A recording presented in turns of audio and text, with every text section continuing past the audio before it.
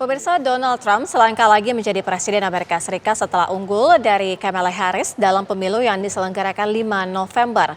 Dunia pun akhirnya mengaitkan kemenangan Donald Trump dengan konflik yang terjadi di Timur Tengah, khususnya antara Israel dengan Iran. Ya, sebagian pengamat menilai konflik Israel dengan Iran akan semakin tajam karena Trump terang-terangan mendukung militer Israel. Jika nantinya Israel memutuskan untuk menyerang fasilitas nuklir Iran, akan seperti apa situasi di Timur Tengah ke depan? Pemirsa, untuk membahasnya telah bergabung pakar hubungan internasional UGM, Kusrido Ambardi, dan juga ada pakar hubungan internasional dari UI, Susi Sri Suparin S. Sudarman. Selamat petang, Bu Susi dan juga Selamat Pak petang. Dodi. Selamat petang. Selamat petang.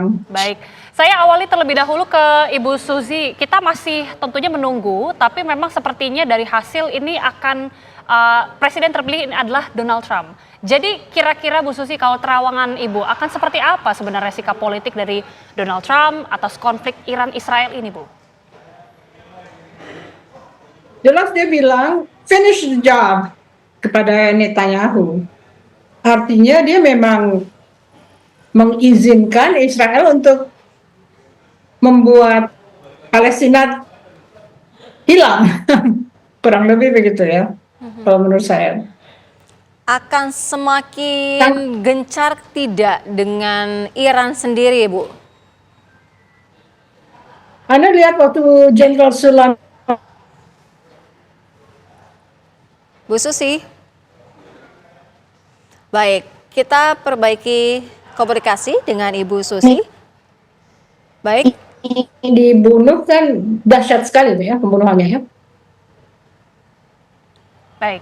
Baik, Ibu Susi, kami mohon maaf, kita akan perbaiki komunikasi. Nanti kami akan hubungi kembali, kita ke Pak Dodi. Pak Dodi, kalau misalnya melihat konflik dari Iran-Israel ini akan seperti apa? Pertama mungkin gambar besarnya dulu ya. Trump cenderung untuk isolasionis, artinya ingin menarik diri dari konflik-konflik di tingkat internasional, dan itu saya kira dinyatakannya adalah dalam perang Ukraina melawan Rusia yang dia mengkritik bantuan 8 miliar dolar yang terakhir untuk Ukraina. Tapi khusus untuk Israel ini saya kira itu menjadi perkecualian karena Trump juga berpikir tentang basis politik pendukungnya di domestik yang mayoritas itu cenderung untuk mendukung Israel. Dan oleh karena itu mungkin meskipun postur umumnya Amerika Serikat itu mungkin akan cenderung isolasionis, tetapi saya kira untuk khusus Israel dikecualikan. Dan itu artinya minimal konflik antara di Timur Tengah antara Israel dengan Palestina dan setelah itu terlibat juga dengan Iran, itu saya kira akan tetap kencang ya, tetap menyala. Dan di sana saya kira Trump juga tidak akan menarik diri dibandingkan dengan sikapnya terhadap Ukraina. Jadi Israel ini lebih memiliki sentimen yang kuat dengan para pendukung Trump, bahkan para mayoritas warga negara di Amerika. Mungkin perbandingannya sebagaimana isu Palestina di Indonesia ini, mayoritas kan cenderung untuk membela Palestina. Nah di sana cenderung untuk membela Israel. Jadi kalau desaan dari domestik itu maksa Trump untuk bersikap, saya kira konflik dengan Iran dan kemudian dengan Palestina juga itu akan tetap bertahan, bahkan mungkin akan semakin mengeras gitu, Mbak. Oke, ini yang menjadi salah satu sorotan juga Pak Dodi adalah Israel yang disinyalir mengincar fasilitas nuklir Iran. Dengan Donald Trump ini nanti terpilih sebagai presiden terpilih, apakah nanti Donald Trump ini akan mengizinkan Israel untuk mengincar fasilitas nuklir ini? Saya kira pernyataan dia sudah mengatakan itu. Jadi kalau seandainya mau menarget Iran sebagai sebuah pembalasan serangan rudal-rudal dari Iran ke Israel, itu fasilitas nuklir yang pertama. Itu dengan tujuan jangka pendek, kalau seandainya nuklir Iran sudah terbangun dan mampu bikin senjata, itu adalah ancaman yang sangat serius. Kalau seandainya nuklir itu memang sudah bisa diproduksi senjata nuklir ya. Oleh karena untuk jangka panjangnya itu supaya kemungkinan pembikinan senjata nuklir oleh Iran itu bisa dicegah. Dan saya kira itu adalah target utama. Tanpa itu saya kira tujuan perang dari Israel maupun Amerika kalau seandainya mendukung Israel itu akan nanggung. Karena Ya. dengan satu bom nuklir saja itu tingkat kerusakan yang yang diakibatkan oleh bom nuklir kalau seandainya Iran memilikinya Ya. itu bisa luar biasa dampaknya. Oleh karena itu menjadi target atau prioritas utama serangan kalau seandainya itu dilangsungkan lagi. Gitu, Kalau Mbak. menjadi target, lalu bagaimana juga dengan Iran meresponnya jika itu memang benar-benar terjadi, Pak Dodi? Saya kira selama ini kan 2 kali ya sudah Iran balas Responnya, ya. atau menyerang Israel. Nah itu saya kira tentu saja selain kemungkinan nuklir dan saya yakin belum sampai pada kemampuan untuk membuat senjata nuklir karena pengayaan nuklirnya sempat berhenti karena ada sabotase pengayaan nuklir sekitar zaman Obama saat itu. Tapi sekarang memulai lagi dan setelah itu kan Iran lepas dari perjanjian nuklir, pembicaraan nuklir, negosiasi tentang pembangunan tenaga nuklir di Isfahan dan beberapa tempat lainnya dengan Amerika. Nah, sejak itu kita tidak bisa lagi mengidentifikasi sejauh mana kemampuan Iran untuk memproduksi senjata nuklir. Dan itu oleh karena itu bisa menjadi titik negosiasi atau titik justru menjadi picu bagi Israel untuk menyerang dan itu dipusatkan pada tenaga nuklir tersebut. Oke, saya kembali ke Bu Susi. Bu Susi, suara sudah terdengar jelas, Ibu? Terdengar? Iya, Ibu Susi, Terdengar. ini menjadi kekhawatiran sekali tentunya mengenai fasilitas nuklir Iran yang disinyalir akan dikeker ataupun diincar oleh Israel. Ini akan seperti apa melihat konflik yang akan terjadi, apalagi jika Donald Trump terpilih dan mengizinkan Israel untuk mengincar ini? Ya, tahu kan konsekuensinya kalau udah nuklir dengan nuklir kan artinya perang dunia ya. Iya. Jadi sebetulnya tindakan Trump dalam menghapuskan perjanjian yang sudah dengan susah payah disusun untuk berbagai negara mengawasi nuklir Iran itu dihancurkan sendiri sehingga tidak ada lagi cara-cara untuk memantau secara logika ya. Jadi mereka akan melakukan hal-hal yang sama sekali tidak rasional kan menurut saya. Kalau misalnya mau saling berperang secara nuklir ya silakan dalam artian tahu konsekuensinya. Mutual self destruction ya. Oke, tapi apakah ini sudah menjadi dalam pandangan Ibu, apakah ini menjadi salah satu kalkulasi ataupun analisa dari Donald Trump melihat konsekuensi yang akan terjadi jika betul nanti perang dunia, perang nuklir yang terjadi? Apakah seorang Donald Trump adalah seorang scholar yang akan menimbang macam-macam hal? Saya kira dia instinctively seorang bisnis yang akan melakukan apa yang paling profitable. Instingnya kan bisnis ya. Jadi kalau dia melakukan sesuatu itu tanpa menimbang variabel-variabel, tanpa melakukan sesuatu, mungkin memang jalannya dunia ini akan saling menghancurkan ya. Mungkin nuclear warfare udah menjelang terjadi di dunia ini, kecuali kalau kita mengharapkan bahwa Ayatullah itu seorang religious akan mencoba mencegah ketegangan ini agar tidak bereskalasi tetapi justru menimbulkan perdamaian. Itu mungkin tidak, Bu Susi, terjadi atau memang eskalasinya akan justru jauh lebih meningkat. Tapi dibahasnya nanti usai jeda, Bu Susi dan Pak Dodi, kita segera kembali.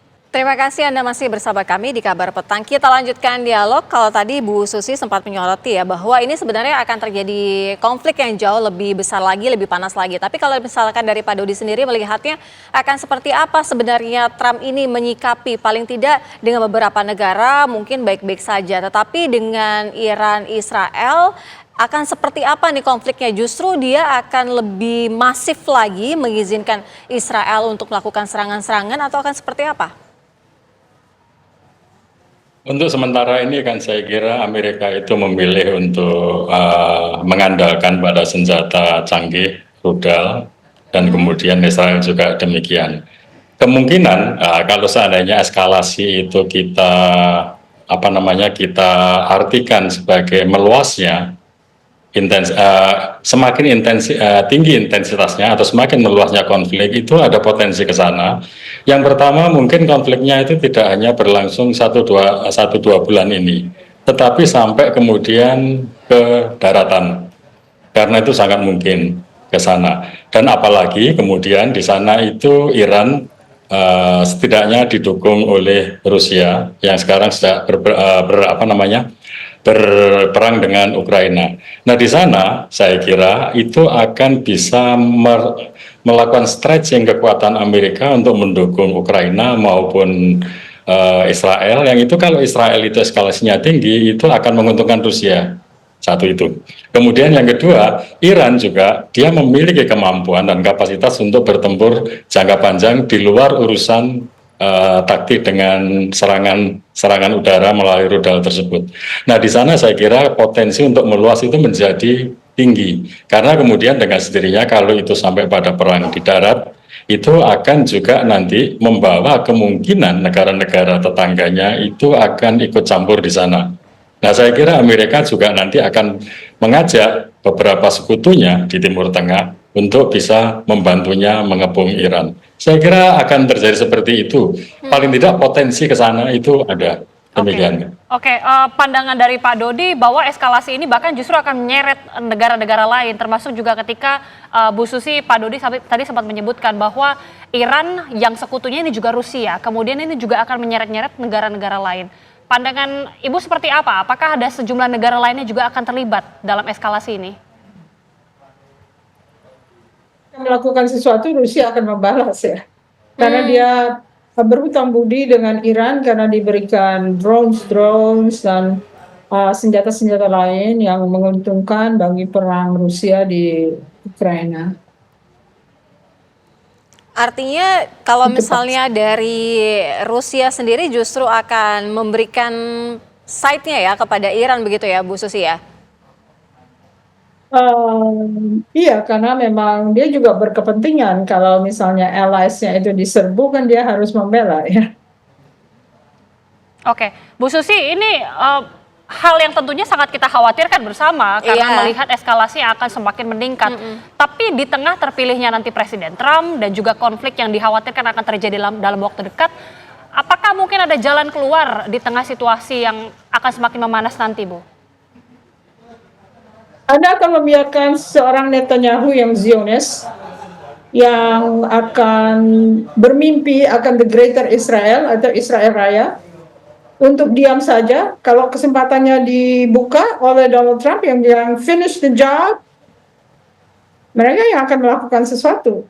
Mereka terlalu ambisius ya, dan ini kesempatan ini sangat memudahkan mereka untuk melakukan tindakan. Kalau misalnya Kamala Harris yang menang, mungkin akan coba ditilik dan untuk diberi sanksi. Tapi itu bisa terjadi tidak Bu Susi? Artinya begini, ketika ada celah untuk ditemukan jalan keluar, itu bisa tercapai atau Donald Trump itu tidak akan peduli dengan adanya jalan keluar itu? Kalau dia sendiri mengucapkan finish the job, artinya dia leaning untuk mendukung Israel untuk menyelesaikan semua masalah yang ada di Timur Tengah, yaitu cita-citanya kan dengan membangun Abraham Accord adalah membuat Israel itu berkawan dengan negara-negara Arab lainnya, sehingga kalau Israel melakukan sesuatu mereka tidak melakukan kejahatan terhadap Israel. Tapi sekarang sudah mereka diikat dengan Abraham Accord, tiba-tiba yang akan dihancurkan adalah musuh yang dianggap paling menakutkan, yaitu Iran. Juga Amerika juga menyebutkan Iran sebagai musuh, jadi kalau itu terjadi artinya akan terjadi irasionalitas, seperti menyerbu Irak kan sebuah irasionalitas, akhirnya banyak yang rugi dengan terjadinya itu. Tapi namanya full spectrum dominance. Full spectrum dominance hanya bisa ditunjukkan sekarang kalau misalnya Donald Trump bisa mendukung satu kelompok yang kelihatannya sangat powerful, misalnya Israel, untuk menguasai negara-negara Arab yang biasa untuk bertentangan satu sama lain, tentunya akan berhasil gitu loh untuk mewujudkan cita-cita mereka, itu menghancurkan Iran, karena Iran dianggap terlalu menantang untuk full spectrum dominance. Jadi dia menggunakan dalih Israel itu sebetulnya kalau Israel bisa melakukan ya kami ikut karena itu suatu yang ide yang bagus, yaitu Arab-Arab disatukan sebagai Greater Israel dengan mengambil teritori Transjordan, Syria, Egypt, Saudi Arabia. Nah ini terserah dari orang Arab sendiri. Orang Arab kan sama orang Yahudi sama-sama Semit ya. Semitik itu memang tendensinya ada konflik ya. Kalau misalnya ini mau dilanjutkan, untuk Amerika lebih aman kalau Israel yang menguasai orang-orang Arab itu. Ya, oke. Pak Dodi, ini tampaknya memang dari Israel, bahkan dengan terpilih Donald Trump ini tampaknya sudah ada persiapan eskalasi yang tampaknya terlihat dalam waktu dekat. Tapi seperti apa ini akan ada balasan dari Iran? Karena kita tahu militer Iran ini juga sama kuatnya. Dan apakah ini ada jalan tengah ataupun jalan keluar di tengah situasi seperti ini, Pak Dodi? Pertama, jalan keluar itu kalau seandainya kita ingin menghindari perang kan berarti itu harus mengusahakan adanya meja perundingan. Kalau dalam perbandingan Trump dengan Kamala Harris, itu Kamala Harris akan lebih bisa berunding. Tetapi Trump lebih susah untuk berunding. Dan oleh karena itu kan suatu perang terus menjadi lebih besar ketika Trump itu berkuasa. Dan sekarang kita mendengar bahwa kan Trump itu menang hampir mendekati 100% dan dia akan memimpin Amerika. Kemudian yang kedua, mungkin kita bisa melihatnya itu dari perspektif yang sedikit berbeda. Bagaimanapun perang itu kan membutuhkan biaya besar ya. Justru karena biaya besar itu, maka kemudian itu berarti terkait dengan politik anggaran domestik Amerika sendiri di dalam negeri. Kemarin ketika dalam masa kampanye, Trump itu mengkritik keras ketika Joe Biden membuat keputusan untuk membantu Ukraina dengan 8 miliar dolar. Nah itu saya kira berkaitan dengan problem ekonomi di dalam negeri di mana kesejahteraan terutama masyarakat kalangan kelas menengah dan menengah bawah itu berkurang. Nah yang 8 miliar dolar itu apakah tidak sebaiknya, dan dalam kacamata Trump sebaiknya itu untuk kepentingan domestik dalam negeri. Nah sekarang kita melihat kalau seandainya Amerika mendukung Israel, berapa biaya yang hendak dikeluarkan atau bersedia Trump tersebut mengeluarkannya, dan itu dia akan melakukan penghitungan dengan kemungkinan atau kemampuan untuk Baik. Pak Dodi, mohon maaf waktu kita sudah habis. Pak Dodi, terima kasih. Bu Susi juga terima kasih. Kita lanjutkan ya di lain kesempatan. Kita lanjutkan, terima kasih.